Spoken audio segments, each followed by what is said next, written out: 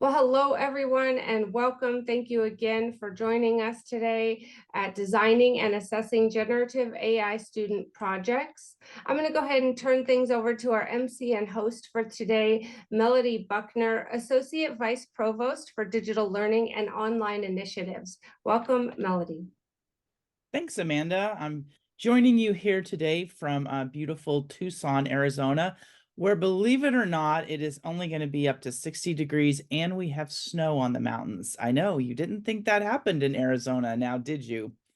So, welcome. I'm glad you're joining us today. I'm really excited about this topic. I'm interested to hear from my three colleagues about how they are assessing and designing generative AI student projects in their own unique disciplines.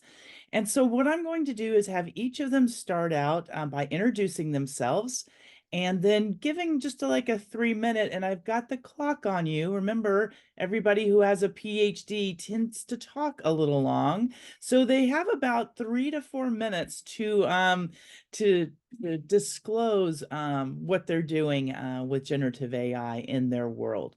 So, Justin, I'm going to start with you if you would kick it off. Yeah, thanks, Melody. So, hi, everyone. My name is Justin Hodson, and I am an associate professor in the Department of English at IU Bloomington.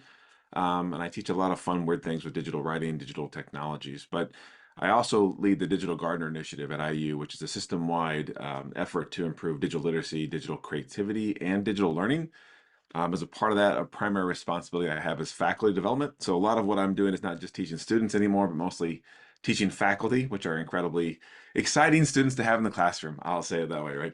Um, when I'm thinking about, how do we want to approach generative AI and how it's impacting and what we're doing in the classroom, the first and foremost, we have a bit of an ethics of practice guide that we work from, which kind of starts by framing the conversation into matters of like policy versus practice.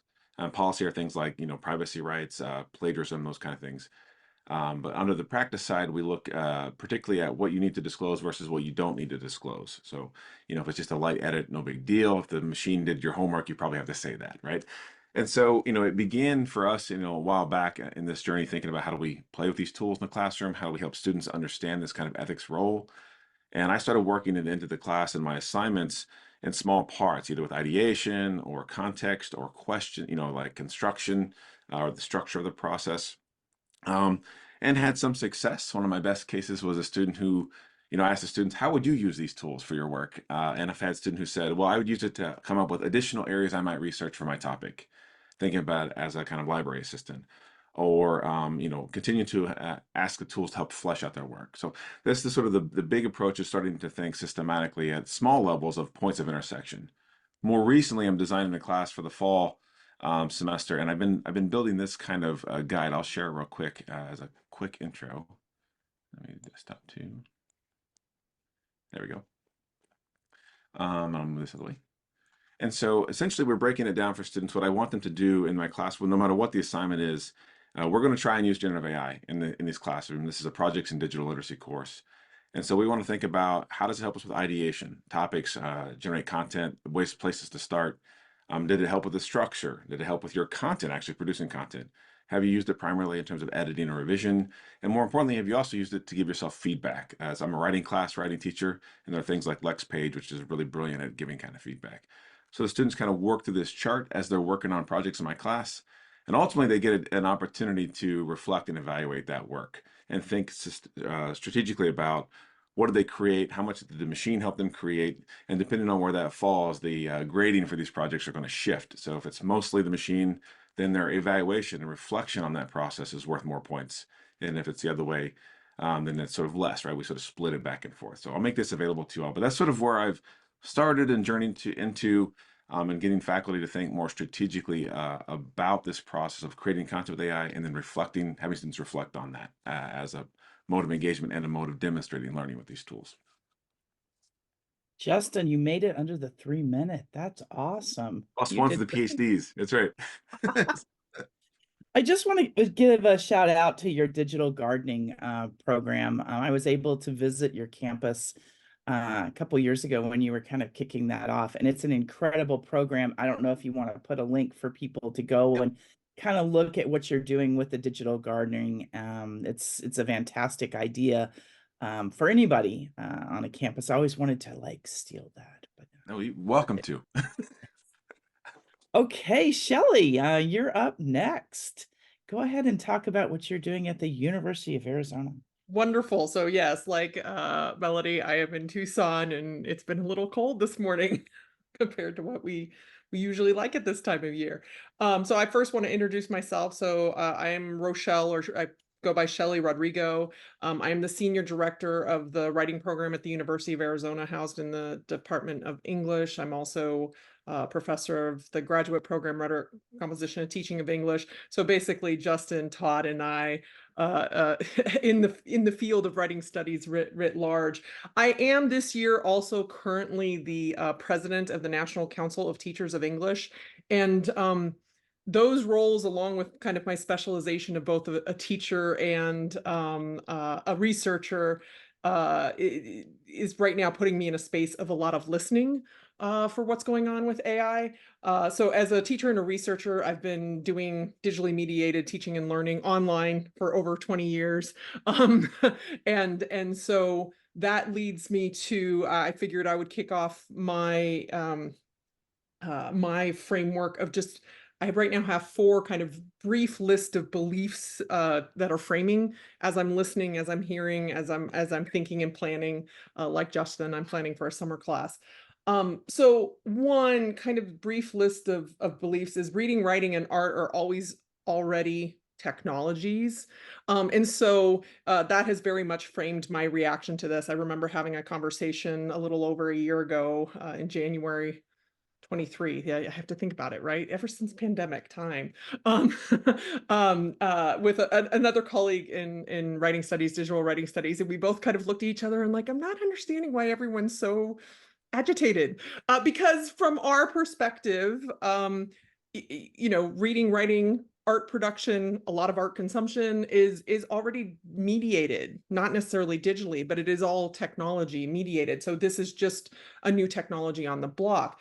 That being said, AI impacts, not only will, but impacts all phases of the development, distribution, and reading, writing, viewing, or consumption of the work. So, you know, it's not just about production, but it's the whole kind of suite of action.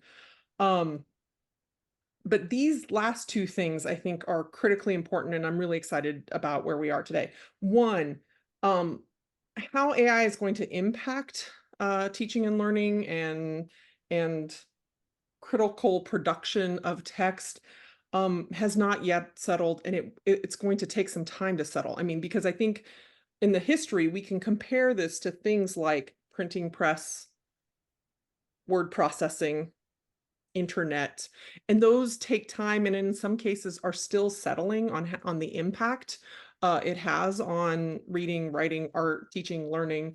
And so we're just in, even though it's not, you know, with the emergence of ChatGPT, that wasn't the emergence of AI, but even though it's not super new, I mean, like last week, but it hasn't been super new actually for a while, but we know it's going to take time to settle, and that's important why we keep having these conversations. And ending with my intro, these conversations, specifically that Adobe is hosting this conversation, is critically important, that as educators, we need to participate in the larger conversations, not only amongst ourselves, but with big technology, big and medium-sized technology companies, and also, you know, local and national level government and other policy making agencies, because if we don't participate in those conversations, decisions are going to be made without us. And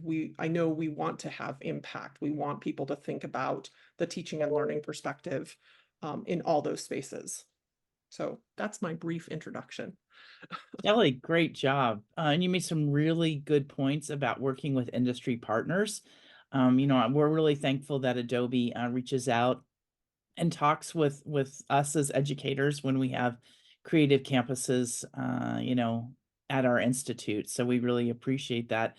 I also like that, you talked about disruption, and there's so many disruptions, and this is just another one. And I think we as educators have to be kind of on the cutting edge of helping students be able to accept those disruptions and I guess learn how to fold them into their lives, because that's definitely what we do as educators. So thank you for bringing that up. Great points. Okay, Todd, last but not least, let's hear about what you're doing. Thanks, everyone. So great so far. My name is Todd Taylor, and my business card for Adobe has the unique title of Pedagogical Evangelist. I'm also still an English professor at the University of North Carolina at Chapel Hill, where I used to direct the first-year writing program. And what I'm going to share is going to begin with a resource that I created 5 years ago that I just revised this morning, thinking about this idea of how innovative approaches to teaching and learning redefine and don't redefine what it is we do.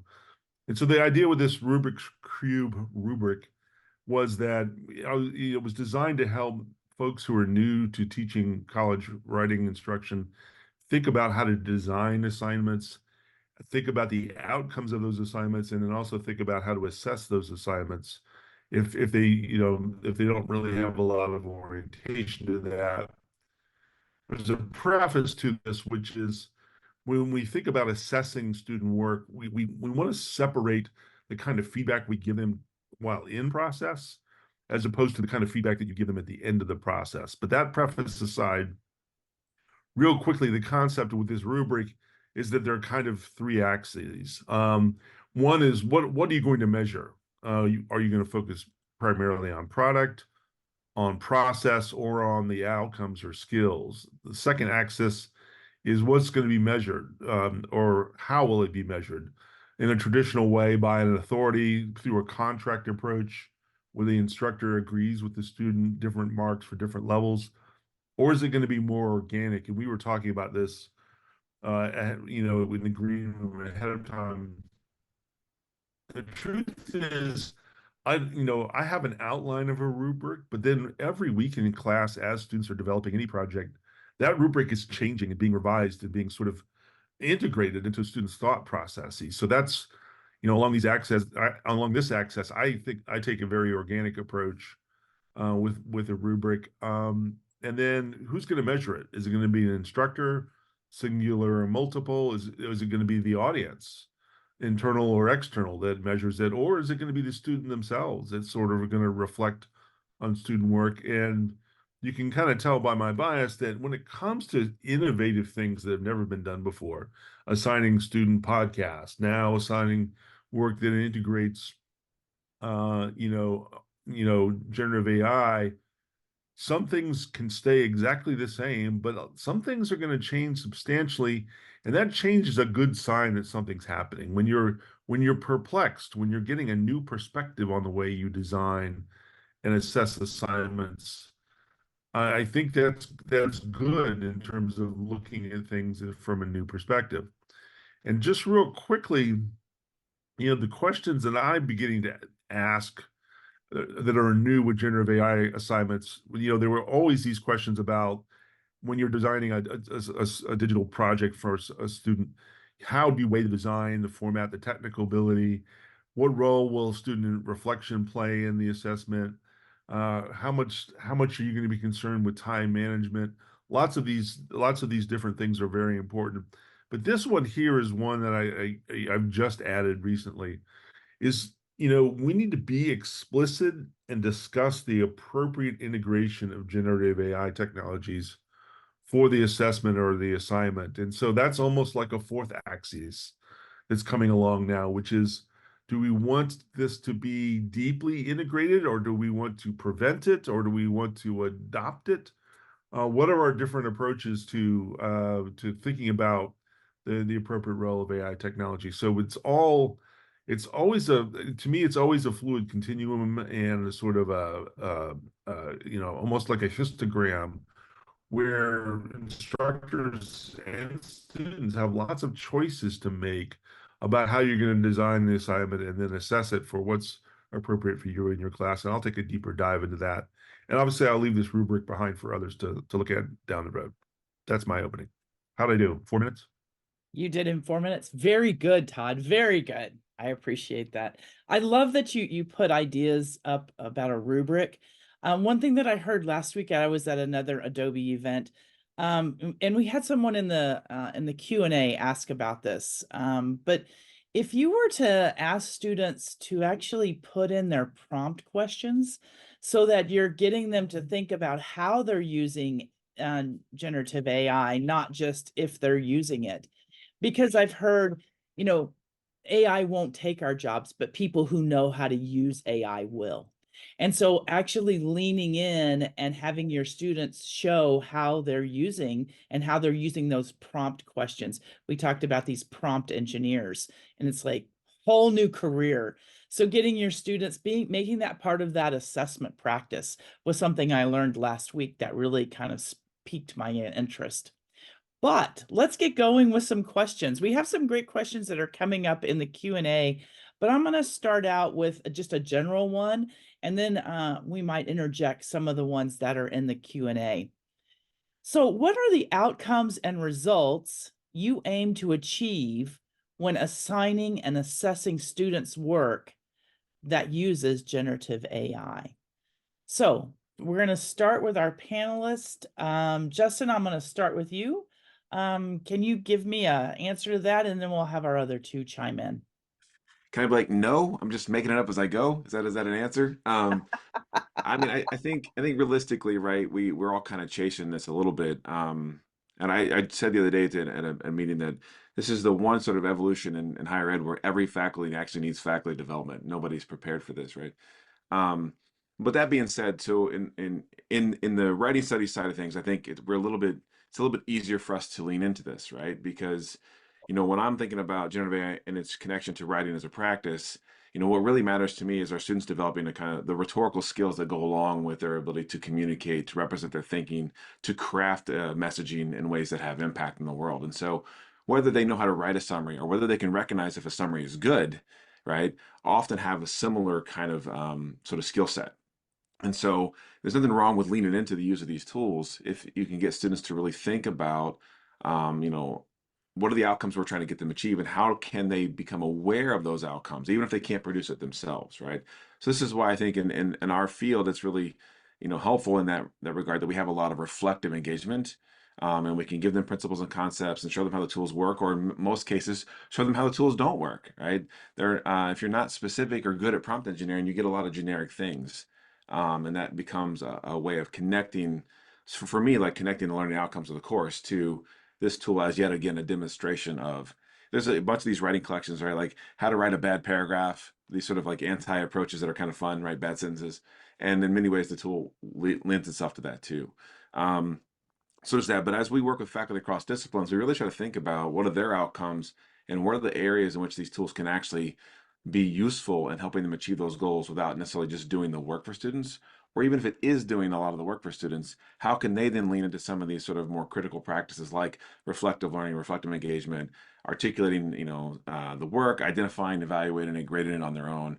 Those kind of components that demonstrate learning, and sort of are easier to map into learning outcomes maybe than just, well, the machine did my quiz, right? And so it's those kind of challenges. I mean, the learning outcomes vary from course to course, and this is something I've become acutely aware of in the Digital Gardener program, that what I do in my classroom, while exciting and fun for me, doesn't fit in all the places. And so it's really a matter of how do some of these basic learning principles and practices work, and how can we map them into the needs of different disciplines. And so in writing, it's an easy sort of reach, I think, on some levels, but the principles remain the same. I want to know, can they demonstrate mastery? And there's lots of ways of doing that without necessarily having to say, well, I wrote every word myself. In the same way that they would Google a template or a genre sort of form or conventions before they started writing, right? There's a lot of similarities in some of these practices. That's sort of one of the ways we're approaching. I'm sure that, Shelley and Todd have similar things with their own use cases. Shelley, let's hear your answer to this I'm question. just going to say I love being on a panel with Justin and Todd, because with this, our disciplinary background and overlap so much there. So I get to build upon instead of, so everything Justin said.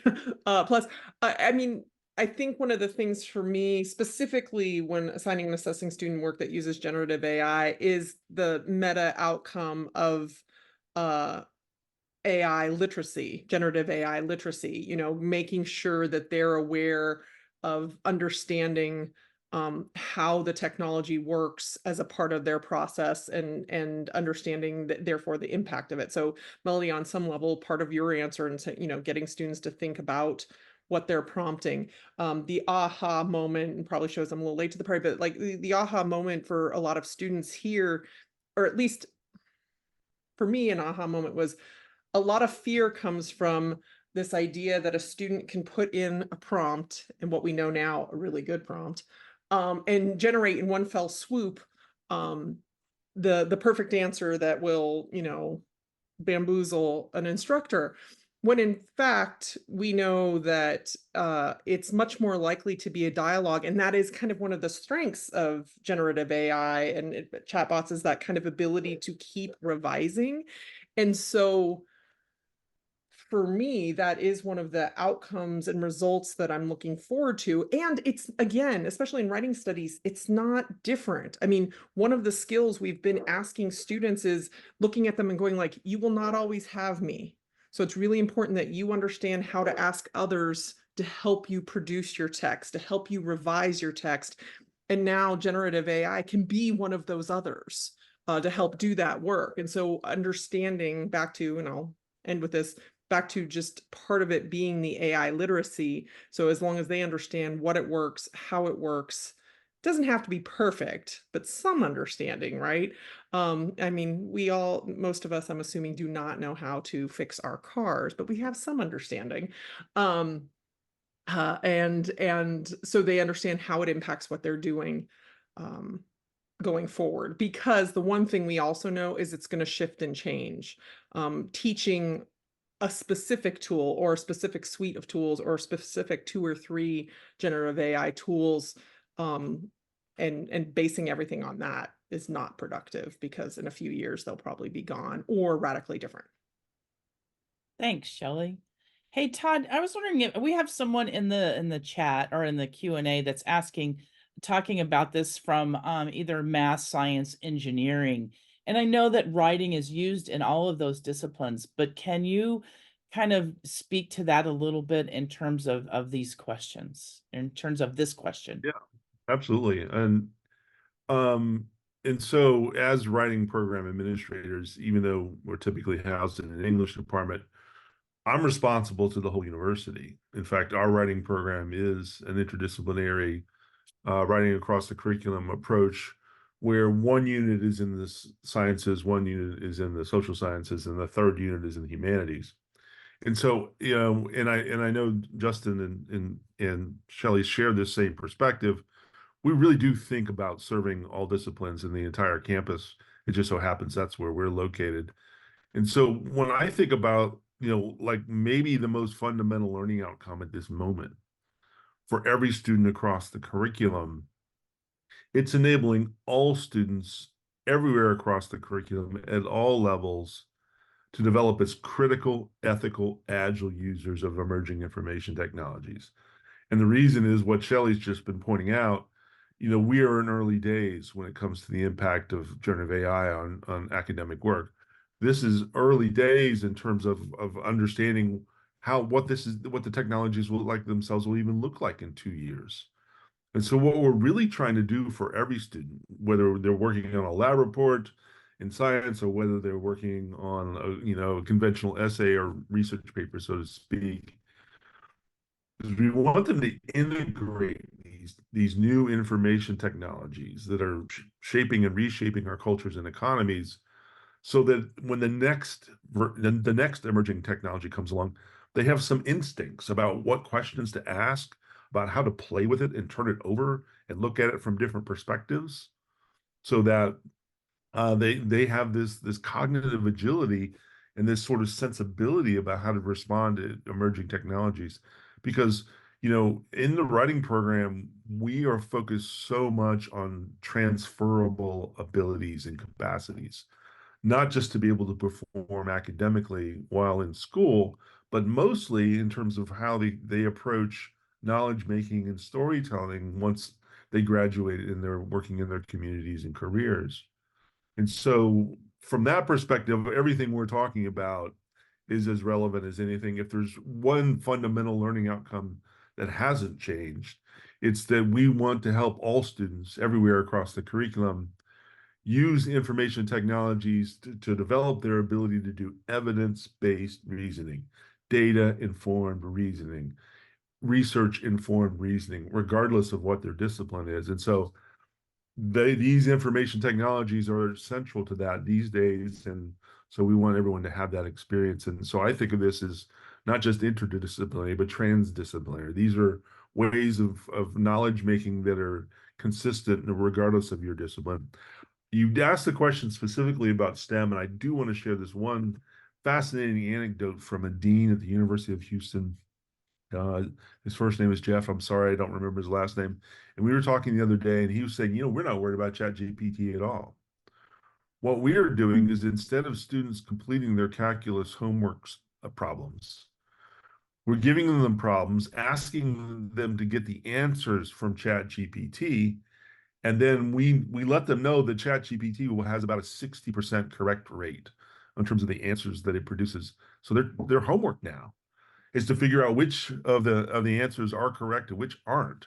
And that's a much deeper level of understanding of math or calculus than if you just try to get to the answer yourself by whatever means possible. So it's really fascinating. It's very early days, but I think a lot of this, when we think about knowledge making and evidence-based reasoning, is consistent for all disciplines. Wow, that was a lot. That was a lot of really good information, Todd. Thank you. I'm going to kind of go to something that someone has asked in the Q&A, and it's about ethics and how to really teach ethics around generative AI, and how we use it in assignments. We had a really good question in here too about a student's ability to assimilate information and critically evaluate, which Todd, you kind of just talked on a little bit. So if we could talk a little about the ethics of using generative AI, whether it be in assignments or whether it be in real life. I don't know. Shelley, why don't you kick this one off this time? I'm happy to do that. I think one thing that we have to remember is ethics is a cultural construct, right? That ethics is culturally situated or discourse community situated.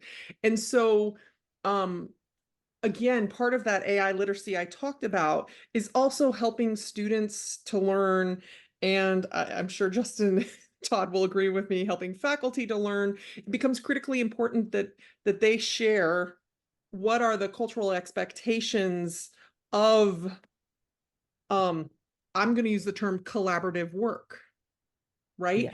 And folks, collaborative work is, again, it's not just the machine contributing. It is the contribution of other ideas, right? I mean, that's traditional, whether or not you cite a source, or how you do that, or what constitutes a level of you need to do that.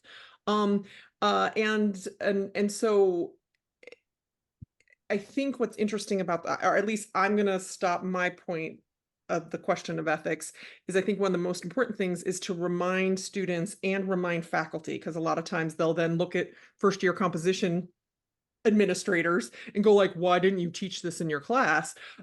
Is remind students that they have to be very attentive to what are the expectations of the community in which they're producing and distributing, because those expectations will be different in either how it's used, how it's documented or attributed. And that becomes the more critical, again, transferable skill is how do I find that out? How do I politely ask those questions? As opposed to what do I do that will fit every single scenario, because it won't. I love that. I love the social construct around ethics and actually truth. So thanks for introducing that. Justin, can you talk to that? Can you also talk about the AI detection tools? In each of you, can you talk about that? Just for Shelley's, because I'm at the University of Arizona, we did turn that off. on our Turnitin because it was so inaccurate. But Justin and Todd both, can you talk about that? Justin, I'll let you take it away.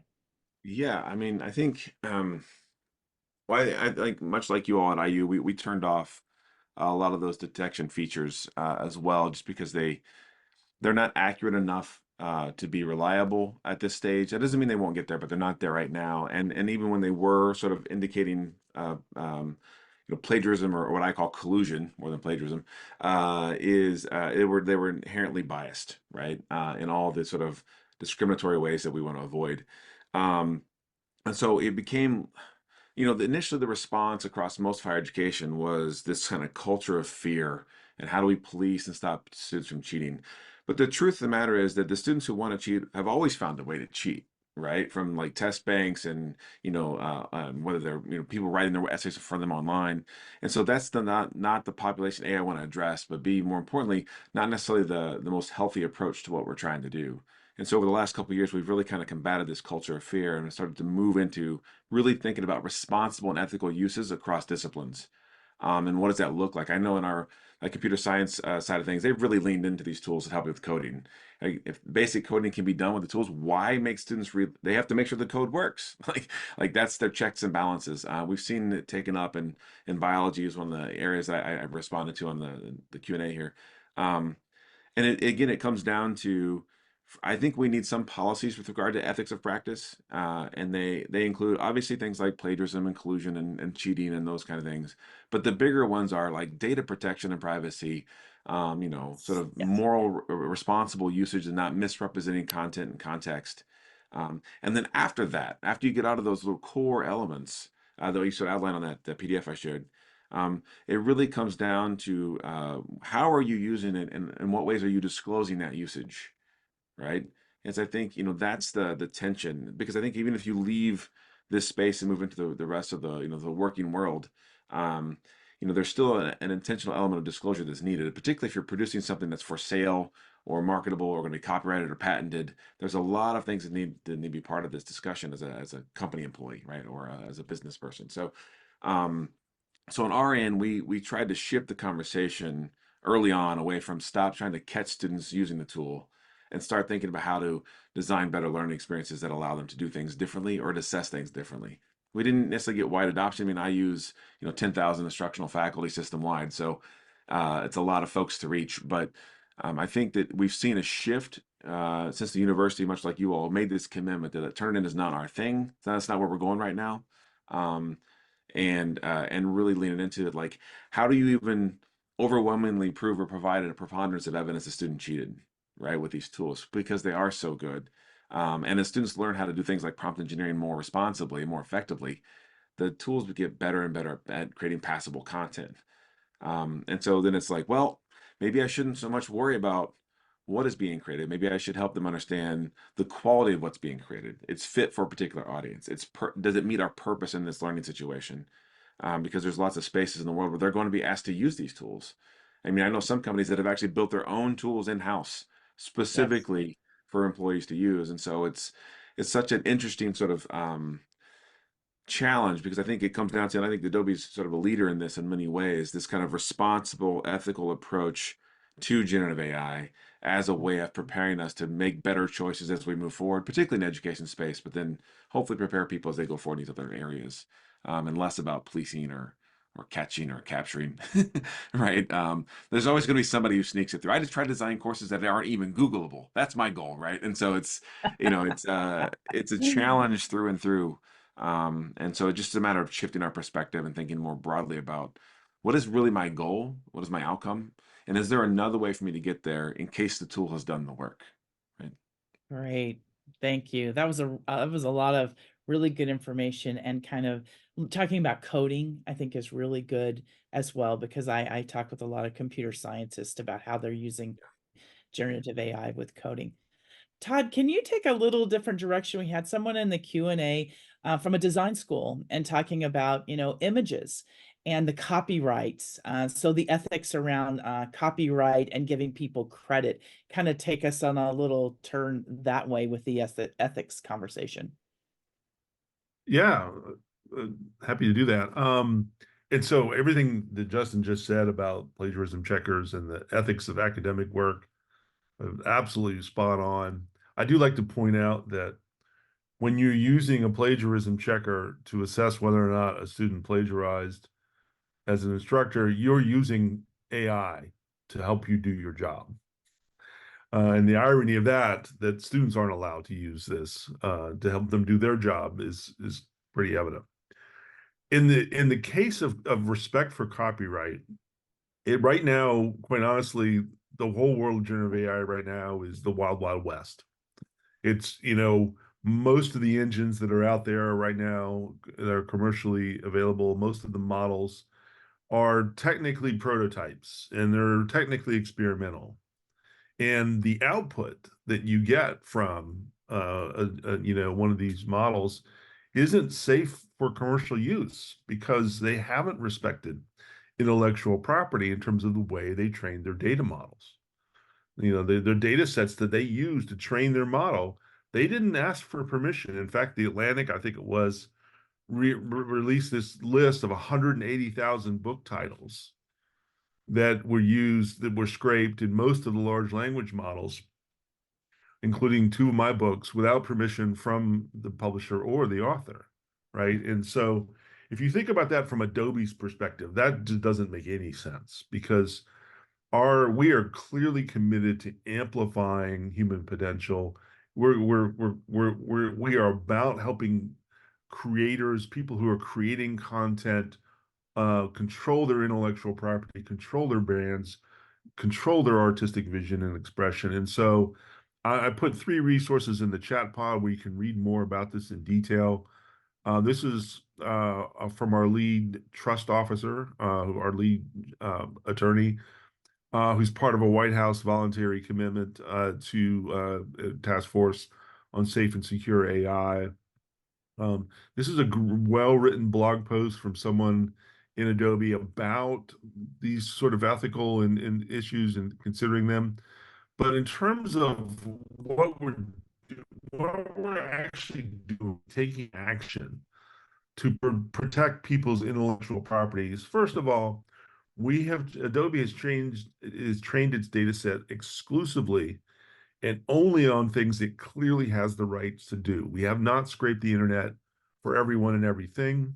And that is why Adobe was kind of first out of the gate with what's known as commercially safe generative AI output. So what's output from Adobe Firefly is safe for commercial use. It respects copyright. Now, you could always be a bad actor and use our tools to try to violate copyright, but the output from our generative AI model is going to be safe for commercial use because of the respect we have for intellectual property.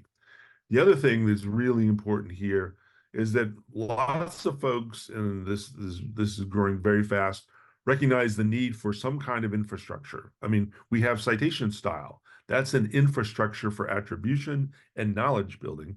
And when it comes to digital content, there's something known as the Content Authenticity Initiative, which is like creating a nutrition label for a digital asset. Was it made by generative AI? Who edited it along the way? Who was the original author? Who were the editors and revisers of this digital content? So you can trace the provenance of any digital content. And so Adobe was one of the founding members of this organization. It's now growing very fast. OpenAI is recently interested in this as well because it's so important, especially in our business of knowledge making and sharing and production in the academy, that we know where it came from. And right now, that's something that's missing in lots of large language models. It will share a fact and it might even list a citation, but first of all, is that citation right? And where do most of these facts come from? And so protecting that provenance, creating a sense of respect for intellectual property is a key element of the ethics of this. There's also a long conversation to have about, and then students need experience with this, about the ethics of misinformation, about who's excluded and who's represented, about bias and how all of those things are built into these technologies and need critical examination, which is why we need to put our students' hands on these technology as early as possible So they learn how they work, they learn about its limits, and they think about all these different ethical considerations. Wow, thank you. And thank you for all those resources. That was great. I assume those are all going to be sent out or going to be available to our audience. So I'm going to take a little bit, I got a really great question in the Q&A, and I want to frame it kind of around one of the questions that we had versus a traditional assignment versus one that with generative AI. The question in the Q&A talks about how do we prepare our students who may go into a workplace and may not be allowed to use generative AI. So they've been using generative AI in the classroom, they've kind of got a handle on it, and now they're put into a situation where a company says, we're not allowing that for privacy reasons, for intellectual property reasons. And now you have a student that's had a tool and now it's been taken away. So how can you help students, learners, as they go from the classroom, the academic, environment, out into a workplace where it's, as I say a lot, it's the Wild West and we have no horses. We just don't know what's going to be thrown at our students. So how can we prepare them to be in a world where AI is very prominent, but it may not be able to use in specific cases? So Justin, I'm going to have you take this off first, then Shelley, and then Todd. Oh, Shelley, I Wow, think that's really wanted that. listen. Let Shelley Wow. go. This Oh, is no, no, that. no. That's It was like, go, Justin. Yay. Oh, yeah, okay. yeah. That's a loaded question, Melody. It's in a good way, right? The reality is, it's like, can we prepare students for everything they're going to possibly need to be prepared for? And in my singular class, the answer is no, right? Not even on my best day. I can barely get the things I'm supposed to get done. But I think this is the tension, right? Between, if we think about mastery as a goal or a kind of disciplinary sort of expertise or understanding for practices and purposes, right? Um, I think you have to be able to do the work in some meaningful way and recognize when it's done well, so that if you are, for some odd reason, restricted in your usage, you're able to produce it on your own, or produce it even and maybe in conjunction with tools outside of the company's sort of approval rate. Like, I don't mean like to ignore their rules, but like thinking about how does Microsoft Word help you write anything, right? How does, these tools have been around for a while. AI has been there for a while. It's just that generative AI is doing something slightly different. Um, in most use cases, though, I think a company saying don't use it is because they don't want any company information put into somebody else's database, right? That's typically the biggest reason. Uh, and so, but it still comes back to, if we think of writing as a vehicle or as one element, right? Anytime they're going to produce content of some kind, there's typically going to be a genre that they're participating in. And so at minimum, they can, get examples online and start to work it through. So in my own case, what we try to do is we try to scale up the way in which the tools are being used. So they develop maybe a little bit of how to use them for idea generation, but then they still do the work and the writing after that. Then they idea generation and structure, arrangement for their pace or their paper, the architecture, right? And then they're still producing their own writing. And then after that, we move into the content as part of the production and how they revise that content, right? So, we take it in stages so that they don't wholly get dependent on the tool, but rather think about it as part of an ongoing ecology, which they could, in theory, remove from the process if need be. But as Shelley pointed out at the beginning, writing is also a technology. And so, in my case, these things fit naturally and easily, more readily, I think, than some of the disciplines again. But I don't think we can solve all the problems for every student all the time. But I think if we work with an intentionality toward how this works with these tools, but then also maybe having them identify how it might work without these tools, if it's at least a starting point to preparing them for what happens when I have gotten really good at making things with the templates in Adobe Express, and now my boss says, nope, no more templates for you. I'm like, well, then you need to hire a designer because I don't have those skills, right?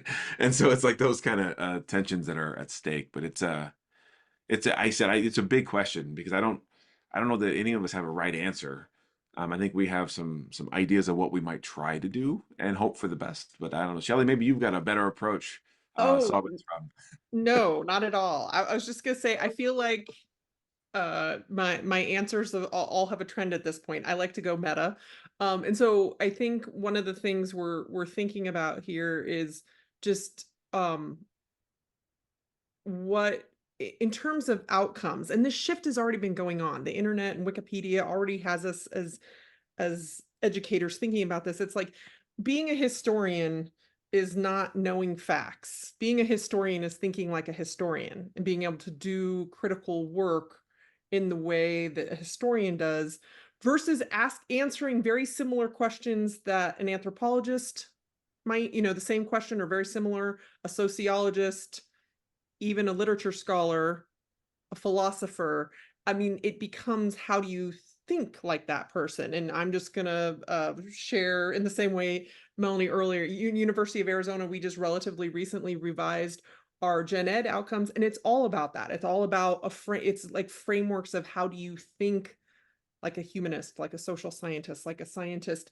And so I would argue that's part of that answer as well, right? That when when folks are hiring our graduates, and whether I don't know if we have secondary instructors in here or not, whether secondary or post-secondary graduates, on some level, part of what we're trying to say is we've helped them just to do the bigger skills, critical thinking, about like evaluating, and I don't even want to call it evaluating sources, evaluating the appropriateness of evidence, data, and how you're synthesizing it and using it.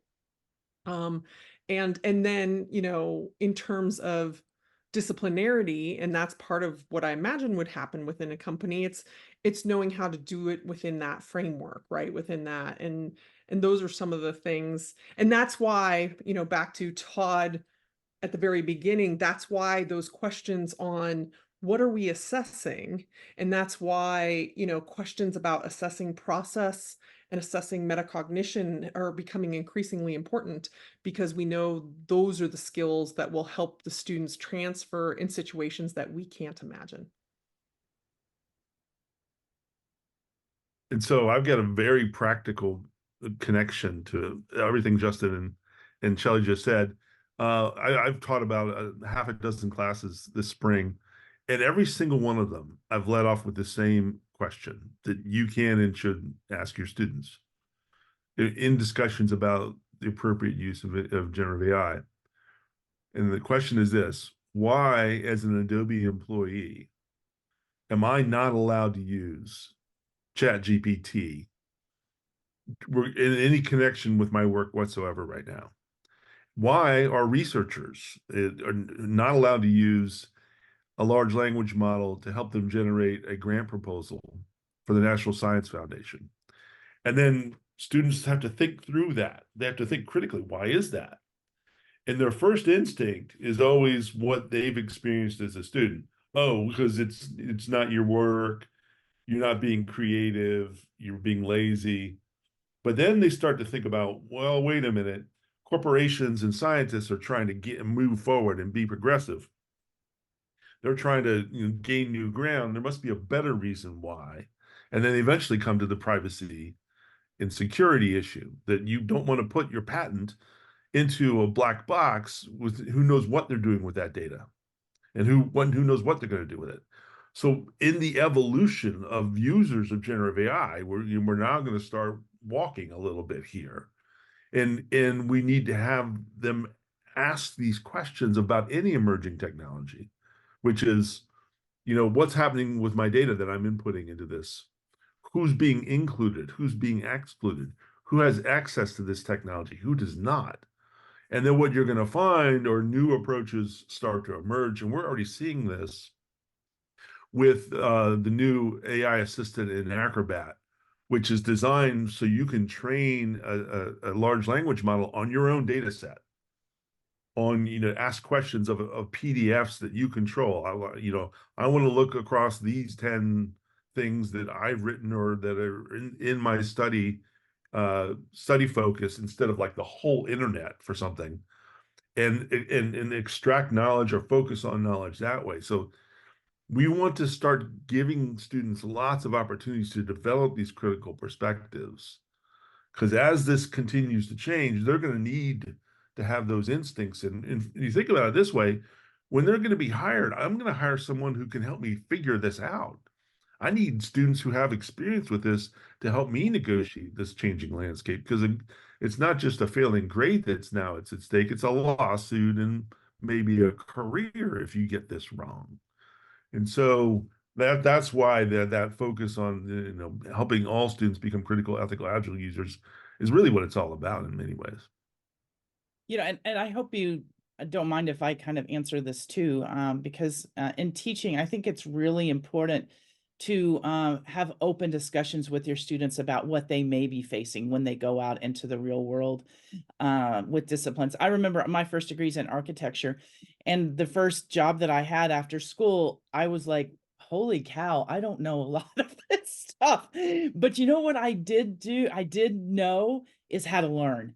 And so, my university degree set me up to walking into a situation and being able to learn and figure things out and ask the right questions and being able to progress. And I think employers know that. Another example I'll give is I was a lifeguard all through college. And I remember one of the lifeguard tests was you're going to walk out onto the deck and there's going to be a situation happening and you have to handle it. And you're like, oh my gosh, what's going to, what's going to happen? And I walked out and there were three things happening. There was a person drowning in the deep end. There was a kid throwing up in the shallow end. And then there was somebody else doing something over on the other side. And I was like, oh golly, I've got three different things going on, but I was prepared because I had had training. And so I know training is sometimes like frowned upon in academic, worlds, but I think we do need to train our students and to get them thinking about how are you going to be prepared? Maybe you do an assignment where you say, okay, let's do a comparison of you doing this with generative AI and you doing this without generative AI. What does that look like? And then having a comparison and maybe doing some peer review. So that's kind of a practical assignment that you may do, and that can cross disciplines. So we're getting up to where we only have like 10 minutes left. I don't know if we want to kind of start wrapping it up. I do have one quick question. I don't know if I have time for it, but it came in through the Q&A. And I think it's a really good one. And it's like, will generative AI become an echo chamber? All of the stuff that's coming in, will it become stale? Will it become like, oh yeah, I can tell that came from generative AI. There's really nothing new here. And how will that impact us in 3 years, 5 years, 10 years? And so I don't know if you want to answer that quickly. And then Todd, I don't know if there's anything we need to do, or Amanda, we need to do in this last 10 minutes. Let's just quickly wrap up. Right now I can tell when something's written by a large language model. Me In too. 5 years, I won't be able to, right? Yeah. And so I think where this is going, and I've never said this publicly before, but here it goes. This is an unfair way to leave you with my last thought. I don't think we are prepared for how tectonic this is. Universities, we were the creators, we were the estuaries of knowledge, and we created it and shared it and circulated it. Now it's going to be these technologies that are what most people see as the source of finding information and knowledge. There's an interesting discussion that web browsers, Google, isn't what people are going to use anymore to find what they're looking for. They're just going to talk to their chat to get whatever they're looking for. I think that is fundamentally challenging to higher education and researchers, and I don't think we are close to coming to terms with it. Yes, we want to integrate it into our teaching so our students are prepared, but when it comes down to it, I think this is a massive change, but time will tell. Thank you. Shelley? I'm going to conclude with a reference back to a Neil Stephenson book. I think it was Snow Crash, but I'm not quite sure. But that, at that point in the future, everyone had, paper thin devices like this, and education was all through those devices. But what was a marker of the extremely wealthy was newspapers, printed newspapers, was individualized and authentically individualized and individually produced work, right? And so, I mean, so I think it's a both and. Yes, I think echo chambers are going to happen, but then what we're going to start to do, and I think we already do. I mean, we're seeing this in writing, fiction writing, right? There are bots producing fiction, and there are people like myself who are, inhale fiction, and you can tell the ones that, right? Same thing. We value the human creativity, and so it will just become increasingly valued. But then authenticity, and that gets at these questions of citing and stuff, will probably also be vetted, right? Okay, and Justin, you get to wrap it up. I'll do this in like 1 minute, so we have time for all the housekeeping stuff. So I think that there is a definite potential for these things to become sort of self-serving, self-feeding. But I think any of these companies are going to quickly realize there's going to be a need for them to carry a digital marker to other things that it produces. Because if they continue to feed on itself, that's going to weaken the product they produce. So one of the things that is great about the Adobe sort of Firefly approach and the way it trains, they control the data upon which it's trained. It's not out there scraping and borrowing data from its own. It's not producing its own children, if you will, right? And so it's, I think that there is a fear, and this is going to happen in the same way that any of these social media networks happen like this, right? Where we create these sort of echoing sort of environment, people we like, people we see. But ultimately, I think as it grows, there's going to become a bigger need for the ethical component, and it's not going to be just because it's ethical. It's going to be because it's practical financially. It's going to save money, going to make the money. It's going to be an actual value to the tool when it stops learning from itself, right? And it starts to continue to scrape the data that's not already triggered, it's not already created. And so I think that's part of one of the ways this is going to fight back against this inherent disaster that's waiting to happen, right? But nonetheless, so that's where we are. So right now, it can still learn from itself. It's still going to scrape its own data for a lot of these platforms. But I don't think in the long term it's going to be a problem. I think they're going to fix it. I think they're going to have to fix it. Otherwise, it's going to dilute the value of their tool. And I agree with all of those thoughts. The last one I want to leave you with is we don't need to start this in college. We need to start this in third grade. And so this is something that's going to impact our society.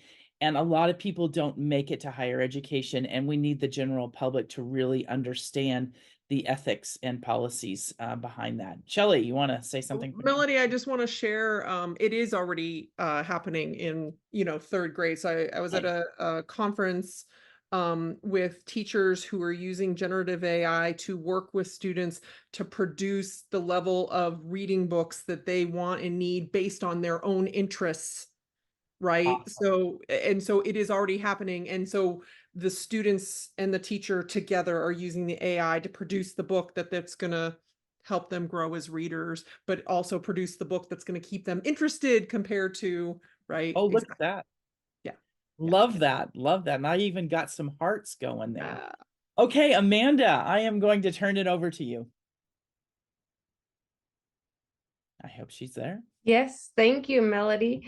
Well, thanks for a great session. Thanks all of our presenters, Melody, Justin, Shelley, Todd. I want to thank you guys all for your great input, a lot of amazing resources, and answering all the questions in the chat pod. Just a reminder that this session is recorded. We will be sending out the recording link and the resources after the session. You'll receive that email in the email that you used to register for this session. Another reminder that next month we have our last session of this series, so make sure you're registered for that one. It will be around students sharing generative AI work, so you'll want to come back next month and get those samples and see what those are as well. All right, thank you again for attending. Thanks all of our presenters. Have a great rest of your day and enjoy whatever you're going to do.